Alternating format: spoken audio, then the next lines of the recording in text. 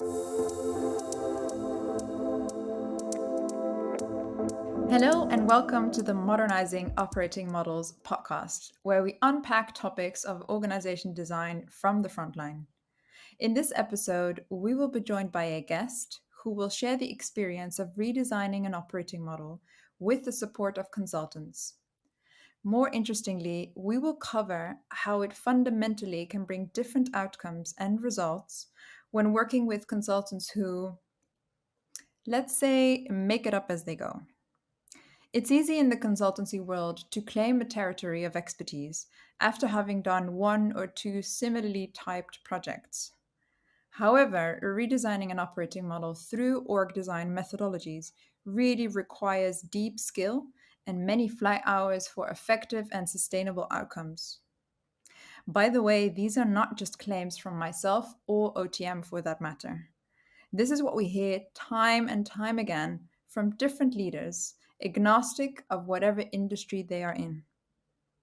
Which is why we have this conversation where you hear firsthand from leader Tricia what it really takes from consultants to deliver a sustainable operating model. All right, let's dive in. We have a very special guest today. I'm going to let Tricia introduce herself. Tricia, would you like to introduce yourself? Sure. Hi, I'm Tricia Ingfer, and I am an org consulting professional. I've been working internally within a financial services industry based in the Midwest. Thanks, Tricia. How long you been doing the job that you have now, Tricia, in terms of and doing design work internally? I would say that my background within human resources has always involved some level of aligning the organization to business strategy. So I would say informally, I've been doing design work for most of my career, over 20 years. I've been in a role specifically focused on modernizing our organization's operating model for about almost 5 years now. Got it. What do you enjoy most about what it is that you do? I enjoy people, and I enjoy really helping to create the conditions for them to be their best. And within an organization, that means understanding the organization's business strategy. Where are they heading? What's the value that they hope to create within the world, and how do we understand what's working and not working, and then create stronger alignment within the organization to help the business achieve its results. And by doing that, creating really the conditions for people to succeed. And really help realize their personal value, their personal purpose, and contributions to something that's greater. It's great.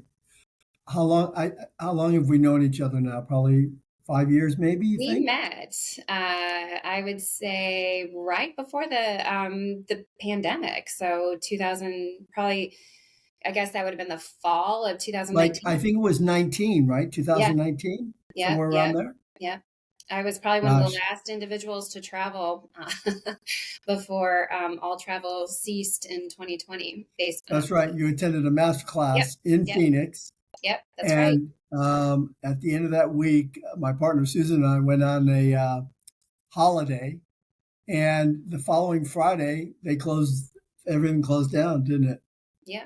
I got a call from my company saying they knew I was scheduled to travel, and I couldn't travel due to this little pandemic or COVID-19. And I said, well, I'm going to come home. Yeah, right. Come home. Wow. Yes. Seems like light years ago in some ways and just yesterday. Yeah, for sure. Well, why don't you share with us some of your insights, if you don't mind, about modernizing operating models and doing organization design work as an internal. And what do you think for you, in very practical terms, are some of the strengths of doing it from an internal perspective? And go where you want to. I think that, the strengths of doing it internal is all really built off of the fact that when you're, by nature of the work that you're doing, when you're modernizing an operating model, you are introducing significant amounts of change.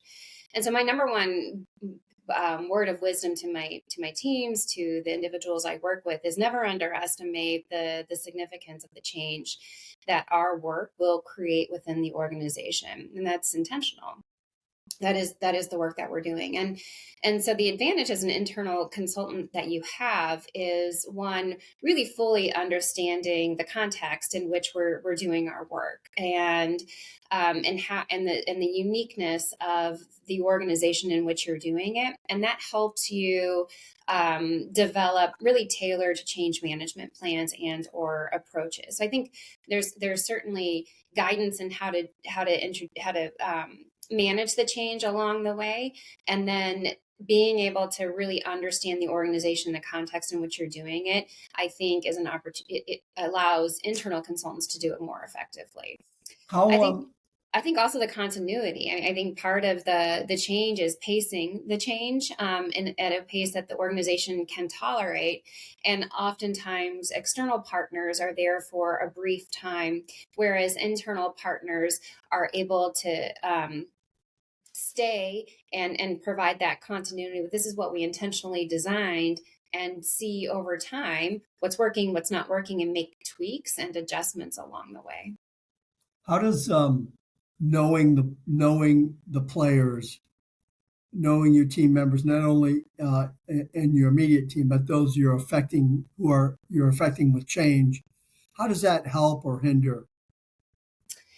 Well, I think it helps in that you have networks, and you can understand who is going to be affected by the changes in a way that uh, information may not provide you. So you might, by knowing the networks and the relationships, and if you change this part of the organization, you'll be able to better diagnose any unintended or implied uh, consequences of those changes, and then you Mhm. can proactively engage with those individuals to bring them along in the change. So I think that if you don't have that knowledge of the networks and the relationships and all the connectivity across an organization, then you risk making a change in a silo, with unintended consequences.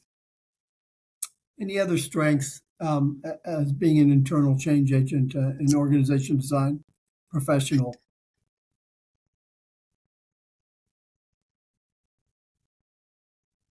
I think that it,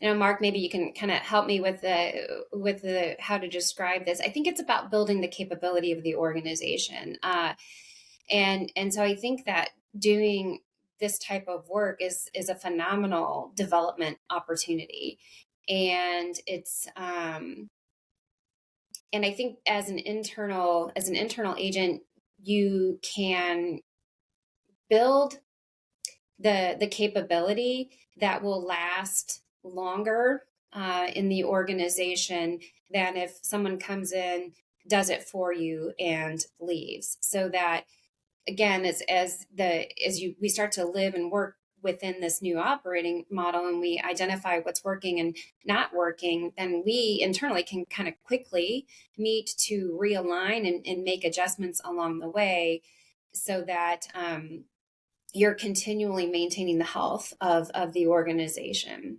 And I think you achieve that by building the capabilities. And I think that's unique when you're internal versus having an external person come in and do that. Seems like in your answer there, you have kind of two components. One was my interpretation of what you're saying. Tell me if I'm wrong. Yeah. You're teaching your customers, internal customers, and those who are consumers of your services, Yes. how to fish in some ways, Mhm. so that they're becoming smarter as Yes. well. Is Yes. that I right? do. Yeah, I do. I think that as operating models are really becoming more agile. I think the intent is we have to, to keep up with the speed of change in our external environments. We need to be able to adjust faster. And I think one of the most effective ways to do that is to teach leaders to identify when things aren't aligned and then give them the confidence and the capability to create alignment sooner rather than later in order to maintain that modernized operating model. Yeah, the power of alignment and helping leaders become more insightful about the choices they're making as leaders and what that means, intended, unintended consequences, Yeah. how it aligns or misaligns. Yeah. All those things are really part of the equation.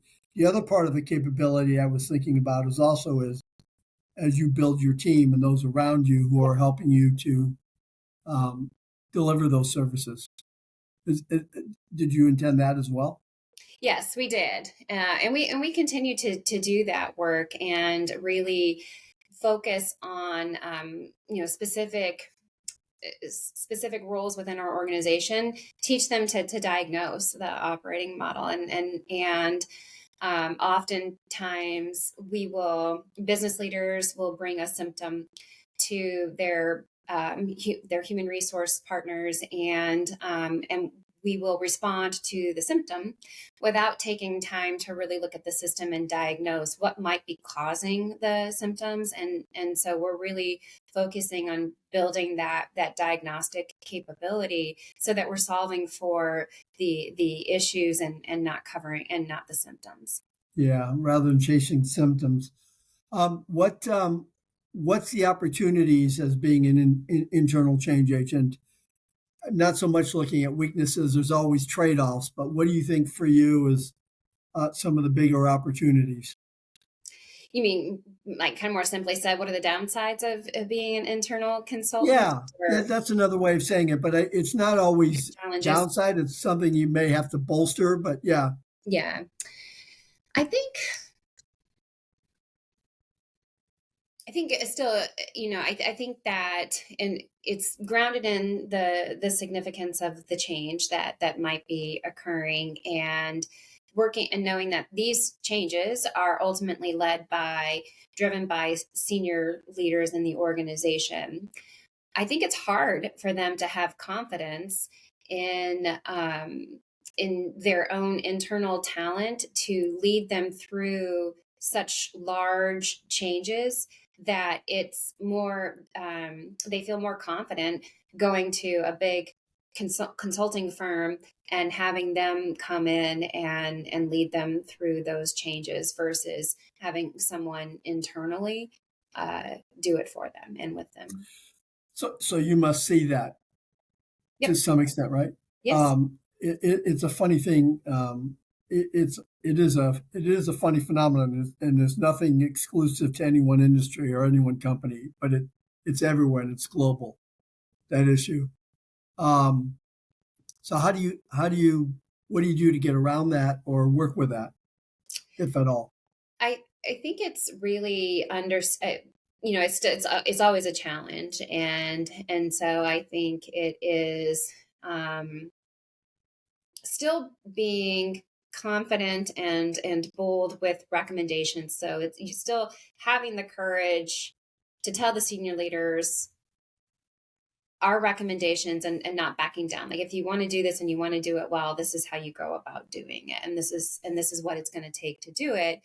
And yet also being flexible to recognize that we might need to adjust the plan so that we still have the opportunity to work with the leader. So it's really balancing my belief that doing this work internally it often results in better outcomes than having someone external come in and do it. And so we might have to be flexible in how we go about doing it, in order to continue to have the remit to do it and work with the senior leaders. I think it's also really important to teach, to educate and teach along the way, but in a really simple way, in simple language and simple terms that the leaders can understand. I think that if we're too an academic or it sounds too theoretical,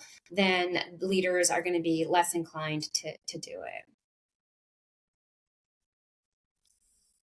Any other, you said, downsides to anything else that you want to mention? And then I'm going to take you into another direction. I would say that that's probably the largest opportunity that we continue to face. I think the other one the other one is balancing kind of the time. So a lot of times leaders want really accelerated time frames with little capacity to move at the pace that they want, and so I think an advantage that external companies might have over us is the people working 24 hours around the clock dedicated to this project that they can move at a pace and speed that internally is more challenging for us. And so there's this perception that if you have people come in and do it externally, they'll do it faster than if we do it internally. To your first downside, I'm reminded of the old adage, you can't be a guru in your own backyard, or Yes, it's difficult to be that. yes, that's right. Yeah. And the other one. So let's pivot over to, I'm assuming, I'm making the leap that you've seen and you've partnered with external vendors as an organization design professional yourself. And I guess, what is it you see there that is both the challenge and the strength of doing that, from your own perspective? I think that depending on the relationship and how we've contracted with the external partner to work together, the there's different strengths and challenges. I think that one of the strengths is when the the external OD team augments the internal team. So kind of speaking to that pace and capacity constraints that internal teams, we're small, typically centers of excellence, small. And so being able to partner with an external company as pure augmentation to the internal team is of value. I think also the expertise. I think one of the downsides of being an internal consultant is you have to work to really stay connected to the external environment, up to speed on best practices, what are other organizations doing, and working with external partners because they have other clients. They can readily provide you with that external data and information to help inform decisions and increase that confidence in the senior leadership when they understand what our competitors are doing. I think some of the downsides with external is they too so what I've experienced in my organizations, and it's not just the organization I'm currently with, other organizations as well, is still grounded in, at the end of the day, what we are doing is introducing significant amounts of change. And whether you have someone externally facilitate that change or you have someone internally facilitate that change, it still is change. And people are humans, and it seems like there is there is a limit to how much change an organization and leadership teams can tolerate, regardless of who is bringing that change. And so we kind of burn through several external consultants where we have this crew come in and do work with us, and then we move to this group, and then we move to that group. So I've seen significant turnover, quite frankly, in the external consultants who are brought in to do the work. And my hypothesis is, again, it's really grounded in the change and the nature of the work we're doing, not as much about who's doing it. one of your previous points, you were talking about supporting internal leaders in your role, and I was thinking that two things can clash when you're partnering or working or supporting or working in unison with an external vendor. One is how you do the work and how you believe actually change happens. I'm assuming you and your team are not just a pair of hands. You're not just making decisions for a leader and doing those things. So the how this work is done. And the other thing that I was going to ask or put on the table is when you see an operating model differently than a vendor partner sees an operating model, and wondering how you reconcile those challenges as an internal practitioner. That's a really great question. I think that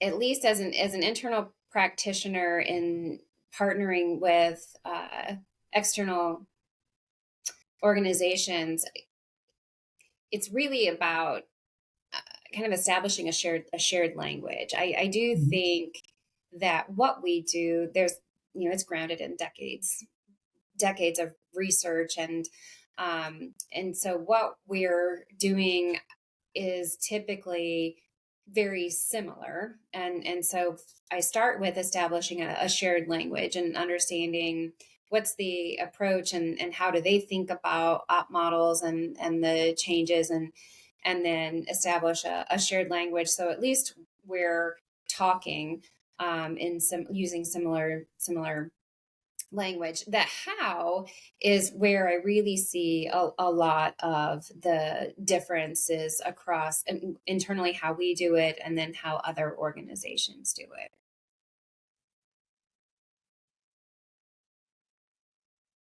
So again, that reconciliation, I guess sometimes I imagine it must depend if you're driving the project Yeah. or if you're in a second position of supporting a project, right? I guess that's an important part of the equation as well, right?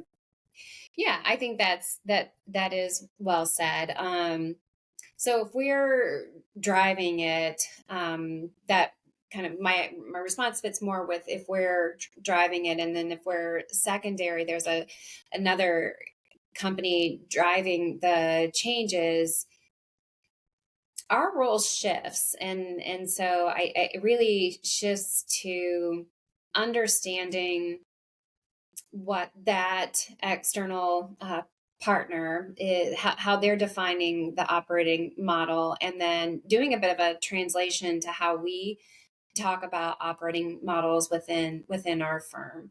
And so I still believe that our opportunity is to partner with these companies, and help in order to help my organization achieve their benefits. And so it really comes down to focusing on, like, what is common, and how do we start with where we're the same, and where we agree, and then help leaders within the organization understand where we're different, or what gaps there might be, and how we internally might be able to close those gaps. And if nothing else, at least flag flag it as trade-offs in the approach that they're taking, the direction they're going. These are some of the trade-offs, and whether or not they want to mitigate them or not. I do feel like we've performed our role as far as highlighting those trade-offs in the approach. Got it. I was also thinking as you were speaking that connecting one of your previous points about the strength of being inside as a change agent. As you're educating customers internally, they're also becoming smarter about who they're looking to partner with as well. Yes. Do you see that playing itself out, like almost the consequence of you being there and kind of being persistent, I'm sure in a loving way, but nonetheless persistent and educating and informing? Do you see the downstream impacts of that in a positive way?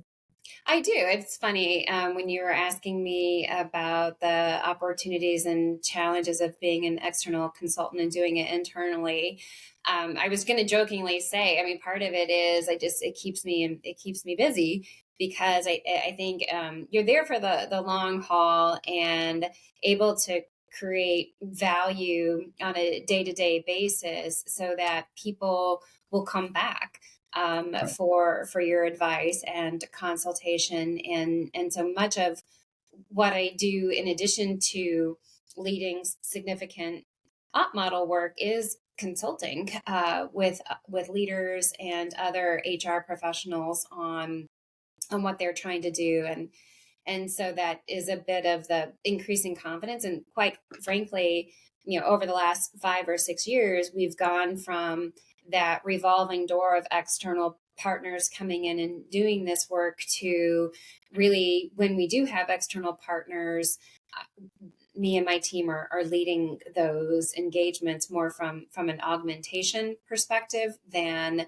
following their methodology. So it's a little more challenging for me to answer your questions because we've had that progress and I think success.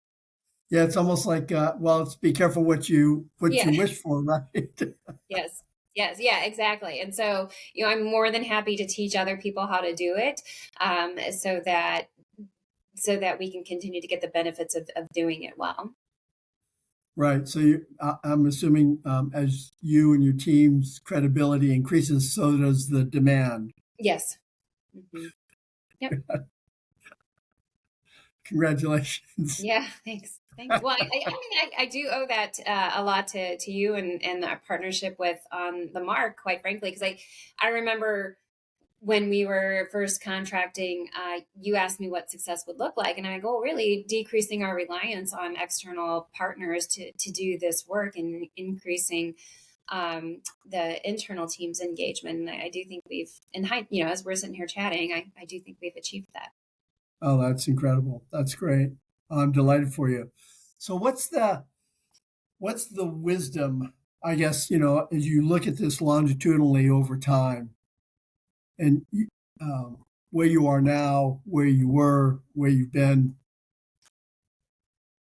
others who are listening to our podcast, and what are some of the big wisdoms for you that you kind of carry and that you would like to espouse to other practitioners? I would say in a lot of the so my big ones I've already shared is the just never underestimate the significance of the change, and that I do believe that engaging people in the change is more effective than taking a more top down compliance driven approach to implementing change. So What was that a hard sell? it is. Um, um, and what is that hard sell about? But I imagine it gets some momentum once you get some wind behind your back. Yes. It is a hard sell because, again, when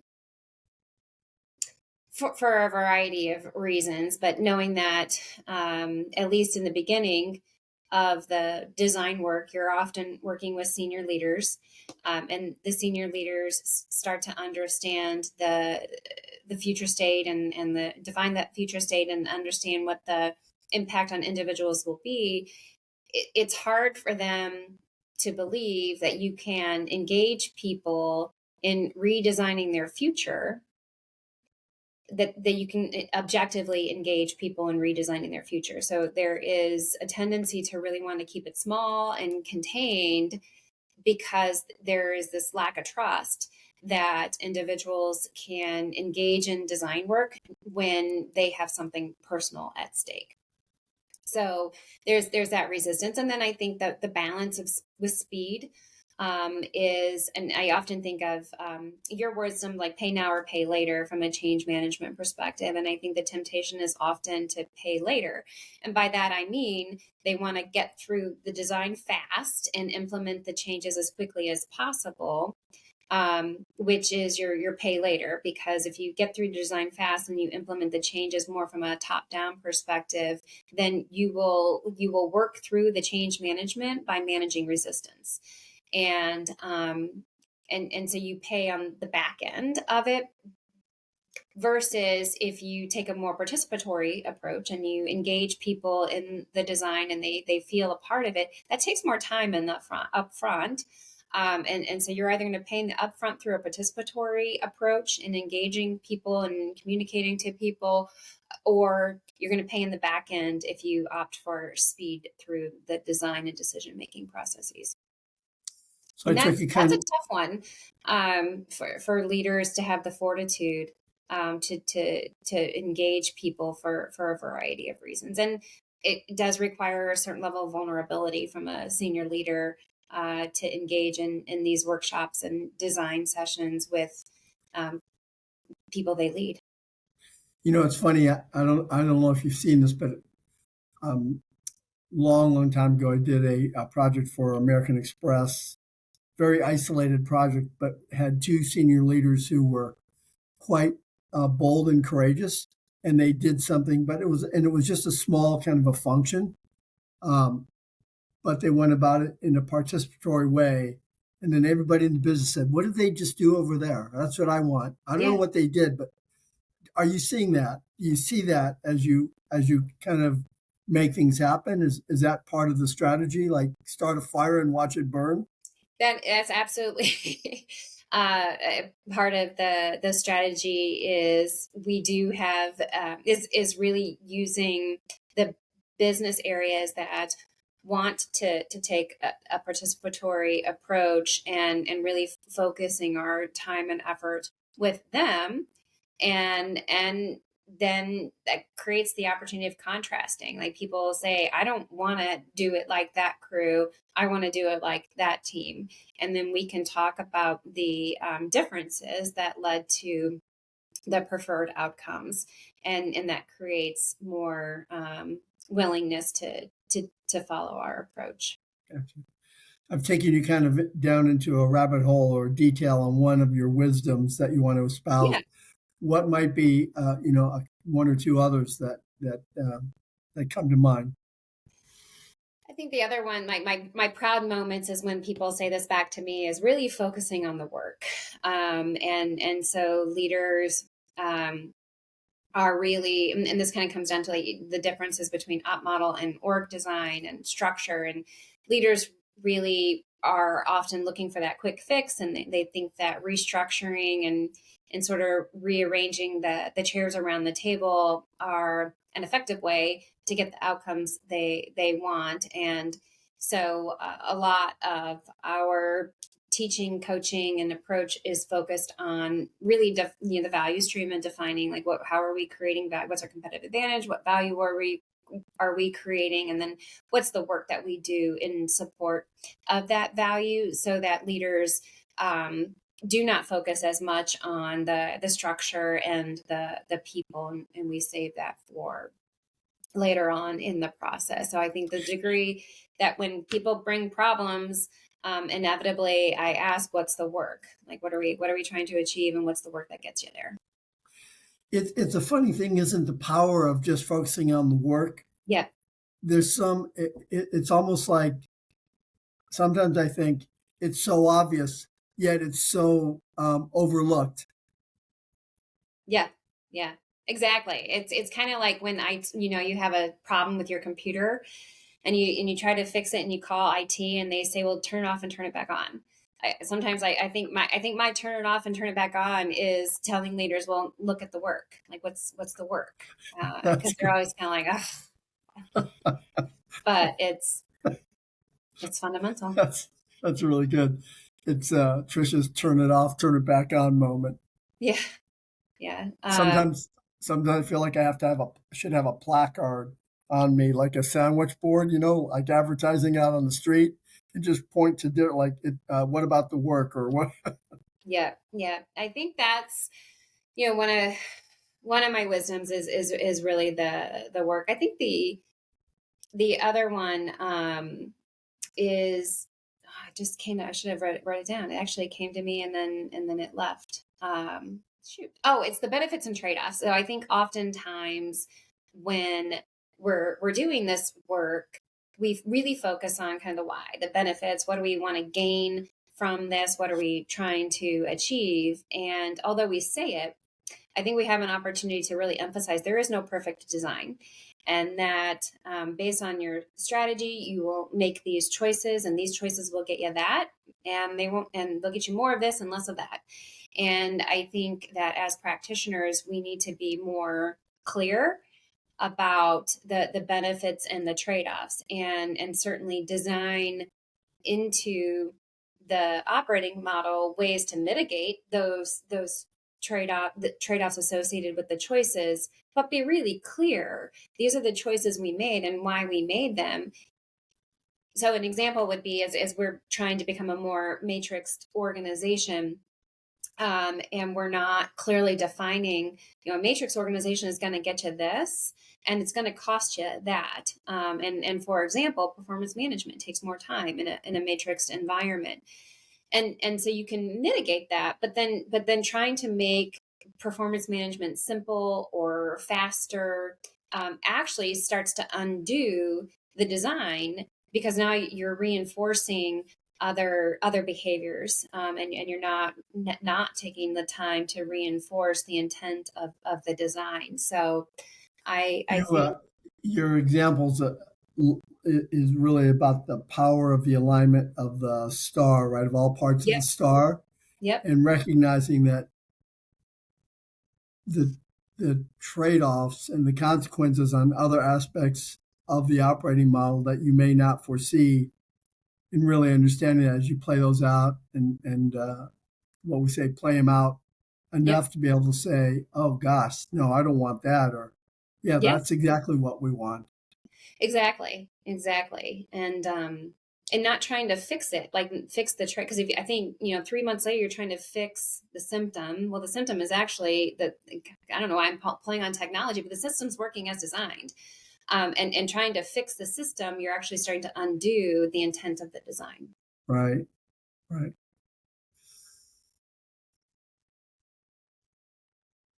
I'm out of questions. I don't have any other questions for you. Well, that's unusual for you. I Uh, know it's totally unusual. so I guess, I'm curious with this your perspective on the internal versus external. What are some of the outcomes you've seen of organizations either overly relying on internal or overly relying on external to do this work? well, in for our audience, if it's not obvious to our audience here, I am an external practitioner. I will say 75 to 90% of our projects are always partnering and upskilling an internal cadre of people, and then we do the work together with actual real work share, and leading this work. I think that's I think it optimizes both sides, one or the other. So to your question, my bias is that there should always be that internal external partnership. Um, I think the downside. Well, let me stay with the internal external partnership. I think it's critical to teach people to fish and be smarter consumers of what they're asking for. And gosh, when I first started doing design work 30 something years ago, um, actually 1987 was my first design experience. Um, Nobody talked about operating models. Nobody talked about organization design. Forget that, right? And now it's a different world out there, and you'll have insightful leaders, and you may have consumers who you may have people who were part of a design project early in their career who are now in leadership positions saying we need to redesign the operating model. It's actually quite funny to see that. But I think for us, it's knowing what's the best way to use an external provider, and what's too much, and it's finding the right balance. Yeah. Yeah. I I, think that's well said. Yeah. I think you can go overboard, Hmm. and I think you can certainly go overboard uh, with a compliance based. We're gonna show you what best practices are from other companies, and here, do this. Yeah. Um, I think that's a major mistake for customers nowadays, um, and for companies to take that approach. But I also think on the other side is to be a really good internal practitioner, really effective, not good, really effective practitioner. Um, you need a functional set of leaders who are going to have your back and Yeah. going to and really allow you to be the power of all you can be in the organization. And I still see that as being a Achilles heel Yeah. in some organizations that we go into. Some not, but some that's still an issue that early on we're talking about. How do you get out of your how do you get out of the way of your internal organization design professionals? So That's well said. yeah, so I still see both those things, but less so. Hmm. And I think the power in summary is really the internal external team and joining up. And I was really glad to hear you talk about that. Um, and whether we're supplementing or driving, um, in the end, it, it's all about how do we help this customer be successful, and how do we, for us, it's how do we not move in there. We don't want to move in. We don't want to Right. have desks there.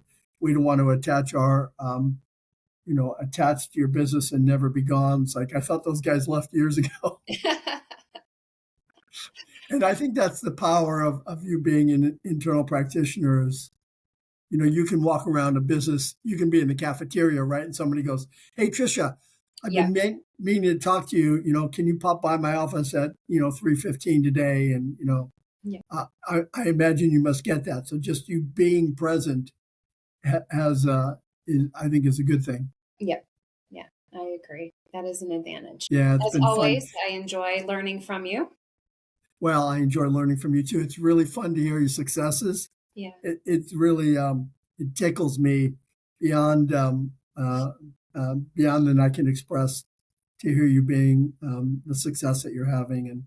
And believe me, I know you have bangs now, but I'm sure you've got a few scars on your forehead from banging your forehead against the same thing. But Yeah. Most of my it black sounds, eyes and bruised ribs have healed at this point. yeah, just flesh wounds, right? In the spirit of Monty Python's, it's just a flesh wound. Just a And my flush. guess is you've got a lot of tenacity about you Yeah. as well. So, Yeah. which is, I think, one of the qualities of being a really good internal change agent. So, I want to thank you from the bottom of my heart for spending this 45 minutes, half hour, whatever we've gone with us. And gosh, if there's anything we can do for you at On the Mark, please ask and consider me part of your network, and